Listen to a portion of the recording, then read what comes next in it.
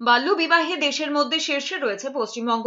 এক্সপোস্টে নথি সহকারে এমনটাই দাবি করেছেন বিজেপির আইটি সেলের প্রধান অমিত মালব্যা। তিনি লিখেছেন, ভারতের রেজিস্ট্রার জেনারেল এবং জনসংখ্যা গণনা কমিশনারের অফিস কর্তৃক সংকলিত নমুনা নিবন্ধন ব্যবস্থা SRS রিপোর্ট 2025 নারী ক্ষমতায়নের বিষয়ে মমতা বন্দ্যোপাধ্যায়ের ফাঁকা দাবিগুলোকে উন্মোচিত করে, তাকে দৃঢ়ভাবে লজ্জার ঘরে ফেলে দেয়। প্রতিবেদনটি প্রকাশ করে যে তৃণমূল কংগ্রেসের শাসনামলে পশ্চিমবঙ্গে মেয়েদের অবস্থা কতটা খারাপ হয়েছে, বাল্যবিবাহের ক্ষেত্রে পশ্চিমবঙ্গ দেশের শীর্ষে।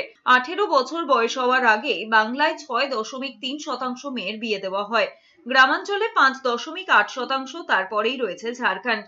শহরাঞ্চলে বাংলা আবারও চমকপ্রদ 7.6%, গ্রামীণ পরিসংখ্যানের চেয়েও খারাপ। এদিকে রাজ্যে তৃণমূল কংগ্রেসের আমলে আইন শৃঙ্খলার চরম অবনতি হয়েছে।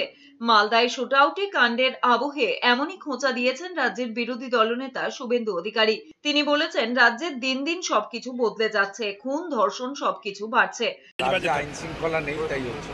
মালদা, কোচবিহার, মুর্শিদাবাদ এই সমস্ত জেলাগুলো উপদ্রুত এলাকায় পরিণত হয়েছে। এই এলাকায় কোনো আইন শৃঙ্খলা নেই বলে মন্তব্য করেছেন বিজেপি নেতা দিলীপ ঘোষ। মালদা, মুর্শিদাবাদ বা কোচবিহারের মতো কিছু জেলা, উত্তর দিনাজপুর, এগুলো উপদ্রুত এলাকা হয়ে গেছে। সেখানে আইন কানুন নাই, দুষ্কৃতকারীরাই সেখানে নেতা হয়ে গেছে, প্রতিনিধি হয়ে গেছে এবং টিএমসি ঝান্ডা ধরে। ফলে ওখানে সাধারণ যারা মানুষ আছে তারা সুবিচারও পাবে না, তাদের সুরক্ষারও কোনো ব্যবস্থা নেই, পুলিশের কোনো কাজই নেই, ওখানে সব দুষ্কৃতীরা কন্ট্রোল করে।